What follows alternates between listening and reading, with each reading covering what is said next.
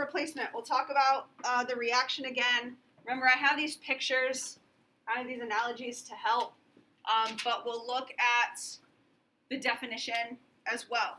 So, reaction number 3 in the notes says single replacement or single displacement. Those mean the same thing. Replacement and displacement mean the same. With single replacement, I'll kind of write it up here. One substance.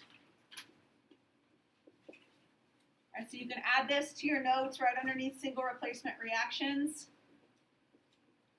Is replaced in its compound by another substance. And we'll look at some examples. We see 2 types of single replacement reactions. Let's see if you can hear me a little better. 2 types of single replacement reactions that we see is replacement of metals. So we might see 2 metals switching places. Or we might see replacement of halogens. Remember with the periodic table, the families, halogens are FCl-Bri. So we might see metals replacing each other, or we might see halogens, just a single family of nonmetals replacing each other. Now you can see an example here. Right? We have this orange person by themselves. So you have a single substance. Then you have a substance that's in a compound. A single replacement reaction is when the single substance replaces a substance that's in a compound. So notice how the orange and red switch. Now the red is single. So you have a single substance plus a compound makes a new single substance and a new compound. That is a single replacement reaction. And I'll show you how you can tell when we look at some of the examples. Now, single replacement reactions use what's called the activity series. You have the activity series in your notes already. You will always get the activity series. On any quiz or any test, I will always give you the activity series. The activity series looks like this. So the very last page of the notes is this reference sheet that you're always going to get. So kind of like you get the polyatomic ion list and a periodic table, you're going to have this reference sheet as well. So the front of the last page of the notes has this activity series on it. Notice you have metals. Here's your halogens. So with the metals, notice up here, cesium is the most active. If I put cesium into a bathtub full of water, it explodes. All right, now technically francium would be the most active, but we don't ever do chemical reactions with francium. So up here you have the most active. Down here, gold is the least active. When we're looking at single replacement reactions, the elements will only switch places if the single, right, whatever is single needs to be more active. This is always a weird analogy, but imagine if you have a single person and they're not very active, they're not very likely to get into a relationship. Right? So the single person, don't make eye contact with people. Right? The single element needs to be more active. So like sodium is pretty active. Sodium is likely to go into a compound. If it's not very active and it's single, it's probably not going to form a new compound, and so we would actually have no reaction occur. There are times when you could put, like for example, I could put a piece of gold into a container of acid. I put a piece of gold into a container of acid. Gold is not active at all. Nothing's going to happen. It's not going to react. So in order for a single replacement reaction to occur, you look at this activity series to see, is the more active, is the single one more active? Will it form a compound? Okay, so what we're going to look at is we're going to look at an example of putting magnesium into acid. So I have HCl, maybe. I have HCl and I have magnesium. Now, keep your activity series. Keep this page of the notes open, right? Because we're going to be looking at this activity series to see what is more active. So let me grab an acid. Where's that?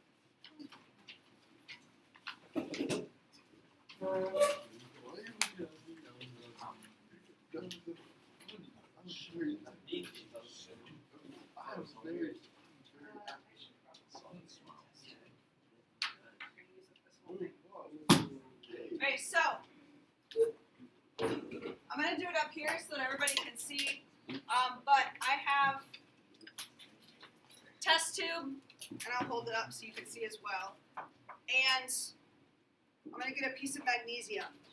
So on that activity series, this acid is HCl. If you look on that activity series, H is the positive ion. Hydrogen will actually act as a metal in single replacement reactions. So when you look at that activity series, the single is magnesium, Mg. The compound is this HCl. All right, so this HCl. So we are comparing magnesium to hydrogen. Looking at that activity series, looking at that list, what is higher up, Mg or H? Mg, right? Magnesium is more active, which means if I put magnesium into hydrochloric acid, it should react because magnesium is the single one. All right, so here, right, HCl is just clear. It's a big piece of magnesium. All right, so we look at this. You can kind of hear it. But what do you see? What's happening? It's disintegrating. Okay, so it looks like it's disintegrating. How can you, like, what's telling you that it looks like it's disintegrating? It's bubbling. It's bubbling, right? And one of the 4 pieces of evidence of a chemical reaction is bubbles, right, forming a gas. Now you can also hear it, right? But if you actually feel it, right, it feels warm. Looks like it's smoking out of the top. So this obviously is a chemical reaction. So we have magnesium undergoing a single replacement reaction with HCl. Yesterday we looked at magnesium combining with oxygen, right, when I lit it on fire. But this is showing that single replacement reaction. Now this is going to take a while because I put a very large piece of magnesium in here. It's fine. So what we can actually do is look at what's the chemical reaction that's occurring here. And we could do the same thing with any metal that's above hydrogen on that activity series. All right, so on this activity series, any metal that's above hydrogen, I could put into this container of HCl and allow it to react. So sodium, I could put in there. I'm not going to put any group 1 in there because they're extremely reactive. But magnesium, all right, hydrogen's all the way down here. So any of these, I could put lead, I could put zinc, I could put aluminum foil. They're all higher than hydrogen, so they're all going to react. Now again, you will always get this. Notice here, you'll have this on any quiz or any test that you take. You don't have to memorize this. All right, not even AP has to memorize it. They're always given the activity series. So if we look at, so this actually, again, if you want to go back and look at these, this is what we just did. All right, looking at HCl. You could also put a piece of copper wire into silver nitrate, and you can actually form other metal. So that's just like, it just takes a long time. Right? It takes a very long time. And so we talked about this, right? Do they always occur? You have to always look at the single metal and the metal that's in the compound. If the single metal is more active, right, think about it, it's more active, it's going to kick this metal out. Right, it's more active to kick the metal that's in the compound out. So let's look at some examples. All right, if we flip back in the notes to where we were under single replacement reactions, we'll look at examples down here. So again, here's some rules to kind of help with single replacement reactions. How to identify that it's single replacement. When you have something by itself, you have a single element. So this is zinc. Zinc is a metal. All right, I'm just going to make a note. Zinc is a metal. All right, anything to the left of that bold line is a metal. Hydrogen acts as a metal in single replacement reactions. If zinc is more active than hydrogen, zinc is going to kick hydrogen out. And zinc is going to form the compound with chlorine. So if we look back at the activity series, I'll just go back one so you'll have it up here. I know this is a little bit smaller. We're comparing zinc with hydrogen. Notice the higher up, the more active. Zinc is more active than hydrogen. All right, zinc is more active with hydrogen. I'm going to put a little check mark. That means these are going to switch places. It is a single replacement. They are replacing each other.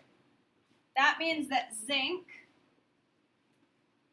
right, is kicking hydrogen out. So zinc is going to combine with chlorine, and hydrogen is going to be kicked out. Now hydrogen is single. Now some reminders from yesterday. Whenever you form a new compound, make sure that you look at the charges and you crisscross. Which means look at your periodic table, maybe your polyatomic ion list, to make sure you have the charges. When you look at that polyatomic ion list, zinc is +2. Zinc is always +2. You look at your periodic table, chlorine is a halogen, it's -1. When you crisscross, the 1 comes down here, the 2 comes down here, ZnCl2. You always have to crisscross when you form a new substance. Now, hydrogen is by itself. When you have something that is by itself, make sure you think about your diatomic molecules. That's why you need to memorize the 7 diatomic molecules for tomorrow. Ron H. Cliff. H is part of that. That means when it's by itself, it exists as H2, not just H. Now, if you say, well, yeah, but now it's not balanced. Nope, that's the point of balancing. All right, there's 1 zinc on both sides. We need a 2 here. All right, 2 H's and 2 Cl's. 2 H's, 2 Cl's. This shows 2 additional examples. We'll come back to some of these examples once we go through all the types of reactions. But I want to look at this third one just so we can look at the activity series, right? Just to see, like, what if it doesn't work? So copper is single. All right, copper is single. Copper is a metal. That means it will replace the metal in the compound. The metal that's in the compound here is iron. So you need to compare copper and iron. Let's look on here. Let's look for copper and iron. Here's iron, Fe. Here's copper. The one that is single needs to be more active. Is copper more active? Is it higher up? No. Copper is not more active. This is always a bad way to put it because you're making it seem like they have feelings. But, right, copper is lazy. Doesn't want to do anything. It's single, wants to be single. Okay. Which means if copper is not more active, these will not replace each other. So what we would actually write is Nr for no reaction. If the metal that is single is not more active, we write NR for no reaction. That's what that activity series is used for. All right, for this, we're looking at will potassium replace hydrogen. So you're looking at the activity series to see, is potassium, the single one, higher up than hydrogen? If it is, potassium will replace hydrogen. Potassium will combine with oxygen. Hydrogen will be on its own. Okay, so that's looking at a single replacement reaction. Now, what happens if there are two compounds? Right? If there are two compounds, then we have a double replacement reaction. All right, so if we have two compounds, right, could be a metal and a nonmetal, metal and a polyatomic ion, then we get into a double replacement reaction. You have two things switching. All right, so now we're flipping over to reaction 4. So in a double replacement reaction, I'll write it here, the metals, which are the positive ions, switch places. Now that sounds like, well, yeah, that's like what single replacement was. Yes, but you are starting with two compounds. All right, so you're starting with two compounds. Instead of having something single and a compound, you're starting with two compounds. And what happens is the metals switch places. Make sure that you crisscross when forming new compounds. And I saw people getting out their green periodic tables as we were working through. Periodic table, polyatomic ion list, everything that we've been using, we're now combining, naming, balancing equations, writing formulas, is all coming together as we look at types of reactions, right? Predicting products. Now, when the metals switch places and you have these bullet points underneath, the reaction only occurs if one of the products is a precipitate. A precipitate is a solid. So this only works if we form a solid. As we go through double replacement reactions, and I know that like Honors Chem is working on this right now because they do this big lab where they have to write like 75 equations. When we're looking at double replacement reactions, we're going to talk about things being soluble and insoluble. Soluble means it dissolves in water. We use AQ to represent aqueous. AQ means aqueous solution. So, for example, if you were to go dissolve salt in water, right, it dissolves. We would say that salt is soluble in water.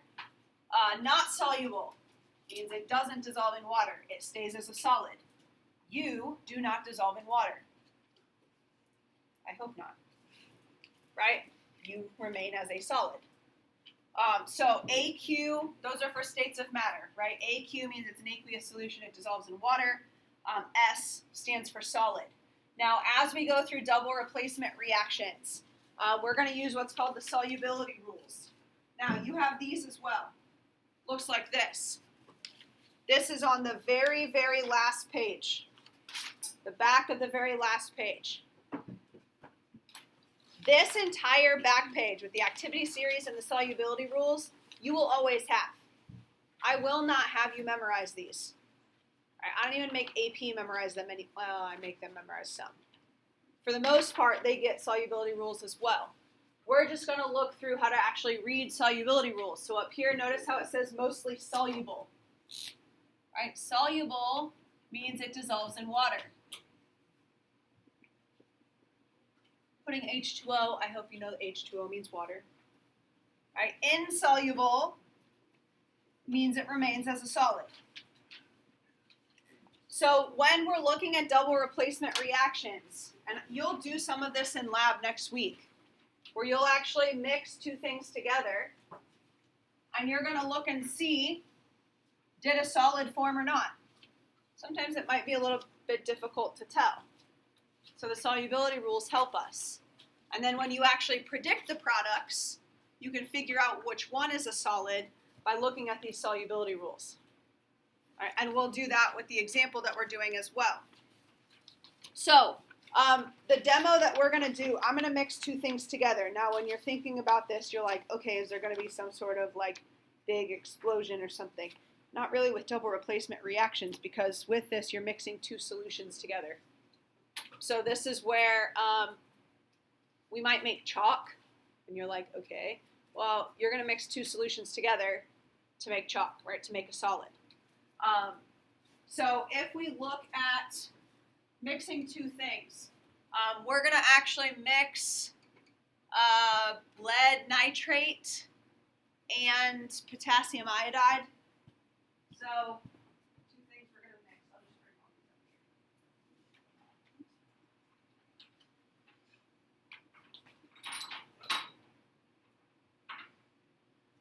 Okay, so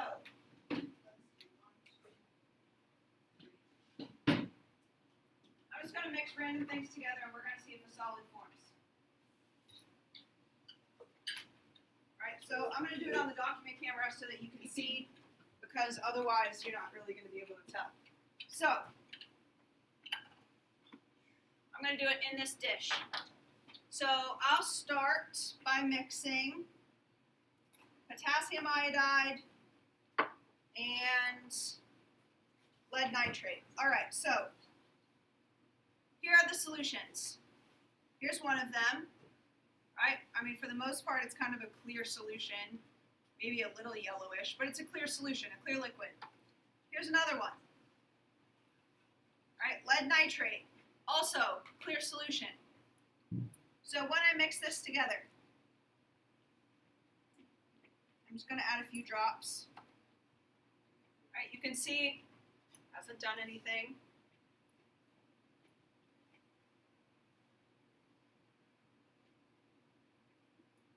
All right, and I added the potassium iodide. What might be one piece of evidence of a chemical reaction? The color change. Color change, right? It turned bright yellow. Neither one of these solutions were bright yellow. If I actually, I'll let this, oh, that would have been bad. That was acid. Okay, here we go. If I let this go, I'm going to let this sit until tomorrow. The liquid that's in here, right, the solution will evaporate, and we're going to have a yellow solid. So this, if you added enough of this together, you could filter it out and have this yellow solid. So we can actually look at the reaction that would take place. If I want, I could mix other things together. So here's calcium chloride, CaCl2. Again, clear solution. All right, I'm not like changing the colors or anything. So I'll do it down here. Calcium chloride. And I'll do sodium carbonate. So again, here's sodium carbonate. Right, clear solution. If any of these don't work, we're going to blame Mr. Shaw. Now this one's a little bit harder to see because of the white background. Let me put it on top of my calculator so you can see. All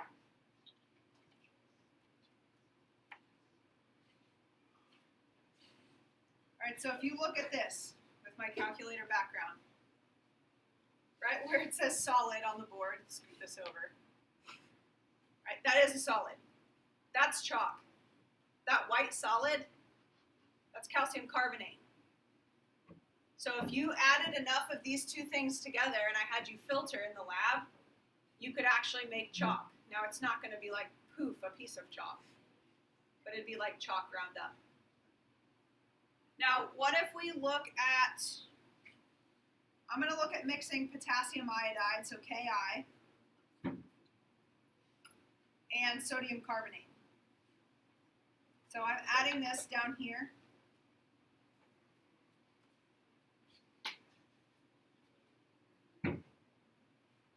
I I just added those two things right here. Did you see anything happen? No. Double replacement reactions could also not happen as well. If you don't form a solid like we did in either of these, we would say NR for no reaction. So let's look at actually predicting some products on this, and then that's where we'll kind of stop for today and then get to combustion. So here are some examples. I'm going to look at this second one first because that's the reaction that we did first when we formed that bright yellow solid. All right, so for these examples, this is actually the first example on your notes. PbNO32 plus Ki. This is going to give us lots of practice with things that we have done already. Everything is now spiraling back around. So if you thought you were done with writing chemical formulas, sorry you're not. So we have to be able to predict products. So here, this is how we can tell this is a double replacement reaction. Right? You want some like tips and tricks to know how to classify. I have a metal that is in a compound. Right? A metal and a nonmetal, metal and a polyatomic. Here's a metal that's in a compound. I have two full compounds here. That tells me it's a double replacement reaction. Now, in a double replacement reaction, lead and potassium are switching. They are replacing each other. They are not combining together. Metals will never combine with each other. You always need a positive and a negative. Metals are always positive. So lead and potassium are just going to switch places. That means that potassium is combining with NO3. Please do not write NO3 too. It's just NO3 right now. Potassium is combining with nitrate. Lead, Pb, is now combining with iodine. When you form something new, look at their charges and crisscross. Right? Crisscross charges. Here's where your periodic table, your polyatomic ion list are all going to come in handy.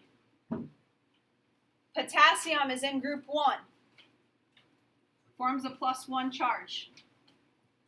Nitrate, if you still have your polyatomic ions memorized, nitrate is NO3 minus 1.